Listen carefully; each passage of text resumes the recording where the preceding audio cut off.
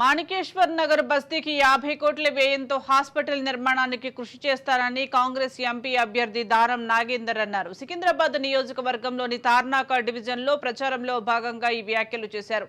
ప్రచారంలో భాగంగా శ్రీరామ గండికోట వడ్డెర సొసైటీ భవనాన్ని ప్రారంభించిన దానం ఉమ్మడి ఆంధ్రప్రదేశ్లో కాంగ్రెస్ ప్రభుత్వం ఉన్నప్పుడే మాణికేశ్వర్ నగర్లో 13 కోట్ల వ్యయంతో హాస్పిటల్ భవనానికి చేయటం జరిగిందన్నారు. అప్పుడు ఉస్మానియా యూనివర్సిటీ అధికారులు హాస్పిటల్ భవనానికి సహకరించడం లేదని, త్వరలోనే ఆసుపత్రి భవనానికి సీఎం రేవంత్ రెడ్డి స్వయంగా వచ్చి భూమి పూజ చేస్తారని బస్తీ వాసులకు హామీ ఇచ్చారు.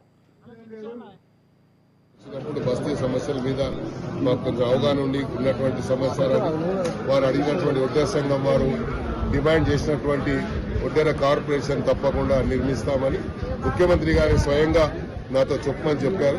ముఖ్యమంత్రి గారి ద్వారా 50 కోట్ల రూపాయలని ఇక్కడ నిధులు సమీకరించి తప్పకుండా భవనాన్ని హాస్పిటల్ భవనాన్ని ఇక్కడ నిర్మిస్తామని చెప్పి ఈ సందర్భంగా తెలియజేసుకుంటూ, అదేవిధంగా మాణికేశ్వర్ నగర్ లో ఉన్నటువంటి ఇతర సమస్యల్ని కూడా అందరికీ కూడా తప్పకుండా ఈ ప్రభుత్వం తరఫున అన్ని రకాలుగా సంపూర్ణమైనటువంటి సహకారం ఉంటుందని కూడా ఈ సందర్భంగా తెలియజేసుకుంటూ, యూనివర్సిటీలో ఉన్నటువంటి ముస్లిం బస్తీకి సంబంధించి వారు సుమారు కరెంటు లేకుండా ఇబ్బంది పడుతున్నటువంటి కుటుంబాలు ఉన్నాయి.